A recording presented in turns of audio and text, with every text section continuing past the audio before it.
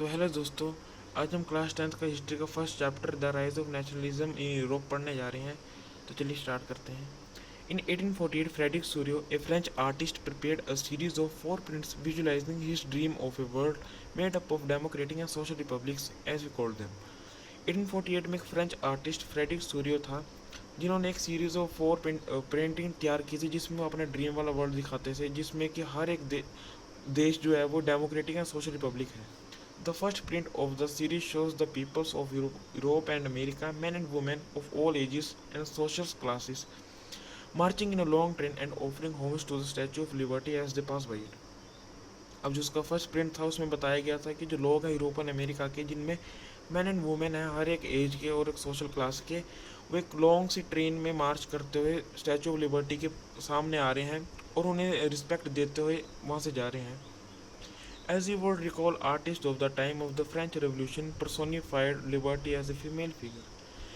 अब जो French revolution के टाइम जो कलाकार थे वो लिबर्टी को एक औरत के रूप में मानते थे। Here you can recognize the torch of enlightenment she bears in one hand and the charter of rights of men in the other. अब एक हाथ में टॉर्च ऑफ एनलाइटमेंट है, जिसका अर्थ है प्रतीक, ज्ञान का प्रतीक है, एक हाथ में वो है, और दूसरे हाथ में charter of right of man, जिसका मीनिंग है कि देश में किसको कितना अधिकार है, जो भी लोग रहते हैं वहाँ पर।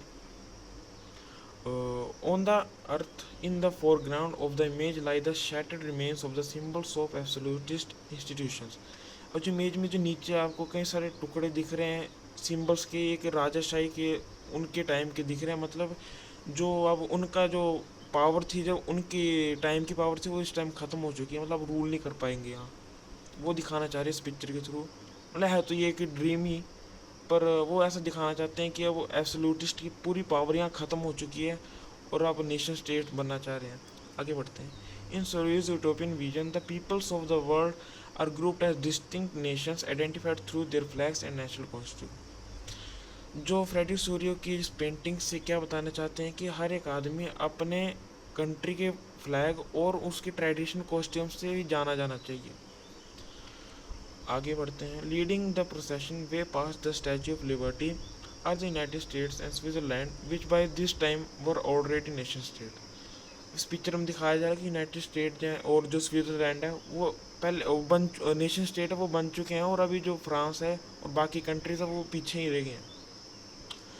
France identifiable by the revolutionary try colour has just reach the statue. वही बात है कि फ्रांस अभी सिर्फ स्टैच्यू को पहुंचाई और बाकी जो दो कंट्री है जिनकी बात की थी वो निकल चुकी आगे। She is followed by the peoples of Germany bearing the black red and gold flag. अब फ्रांस के साथ साथ जर्मनी भी पीछे आ रहा है एक black red and gold flag के साथ। Interestingly at the time when Sorio created this image the German peoples did not yet exist as a united nation। अब एक बात है यहाँ पर कि जब ये पेंटिंग तैयार की गई थी तब तक जर्मनी था वो यूनिफाइड नहीं हुआ था, बल्कि वो एक कई सारे स्टेट में डिवाइड था। पर ये पिक्चर तब किया है उससे पहले की, है ना, कि सोरियो ने पहले क्रिएट कर दी थी। और इसमें लिखा है कि the flag they carry is an expression of liberal hopes in 1848 to unify the numerous Germany speaker principalities into a nation state under a democratic constitution. वो फ्लैग उनके लिए होप की तरह काम करता था कि वो अपने जर्मनी को स्टेट से एक नेशन स्टेट बनाए और एक उसमें डेमोक्रेटिक कॉन्स्टिट्यूशन लाना चाहे। Following the German peoples are the peoples of Austria, the kingdom of the two Sicilies, Lombardy, Poland, England, Ireland, Hungary and Russia. Germany के साथ साथ पीछे Austria, kingdom of two Sicilies, Lombardy, Poland, England, Ireland, Hungary, ऐसे कई देश, जैसे Russia भी था, वो सारे आ रहे थे। From the heavens above Christ saints and angels gaze upon the scene. They have been used by the artist to symbolize fraternity among the nations of the world। अब जो ऊपर पिक्चर दिख रही है, ऊपर क्रिस्ट एंजल्स हैं जो कि इस सीन को देख रहे हैं, और इस पिक्चर के द्वारा फ्रेडरिक सूरियो एक भाईचारा तैयार करना चाहते हैं सभी देश के बीच में। आगे बढ़ते हैं।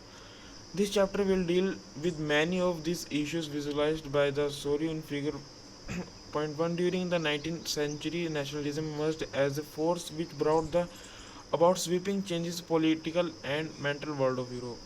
जो 19th सेंचुरी में जो नेशनलिज्म था वो एक ताकतवर रूप में आया था जिसने पूरे यूरोप में पॉलिटिकल एंड मेंटल वर्ल्ड को हिला दिया था। The end of result of this changes was the emergence of the nation state in place of multinational dynastic empires of Europe.